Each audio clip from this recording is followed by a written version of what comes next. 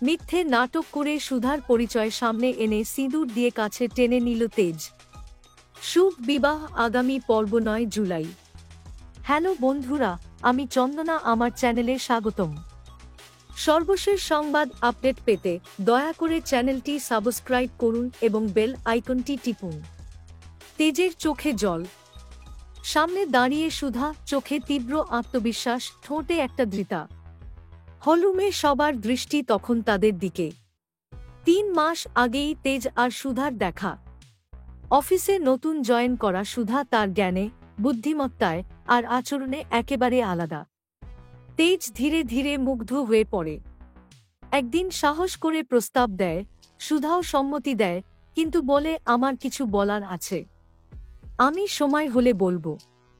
তেজ ভেবেছিল ছোটখাটো কোনো ব্যাপার হবে, হয়তো আগের সম্পর্ক কিংবা পরিবারের কিছু ঝামেলা। কিন্তু সুধা বলেছিল, তুমি সময় দাও, আমি নিজেই বলবো সব।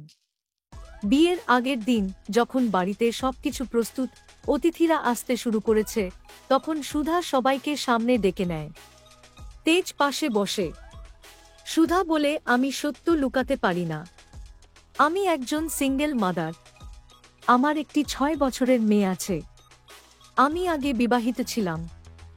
আমার সাবেক স্বামী এখনো বেঁচে আছেন, কিন্তু আমরা বহু আগে আলাদা হয়ে গেছি। আমি ভেবেছিলাম সময় হলে তেজকে জানাব, কিন্তু আজ আমি সবাইকে বলছি, কারণ আমি চাই না মিথ্যার উপর আমাদের সম্পর্ক গড়ে উঠুক। ঘরে নিস্তব্ধতা।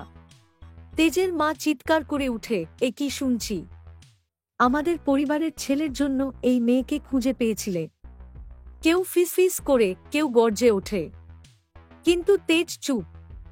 তেজ ধীরে ধীরে উঠে দাঁড়ায় আর বলে, তুমি সত্য বলেছ সুধা, কিন্তু তুমি আমাকে সেই সুযোগ দিলে না যে আমি নিজে ঠিক করতে পারি আমি কি চাই। তারপর তেজ পিছনে ফিরে তাকায়,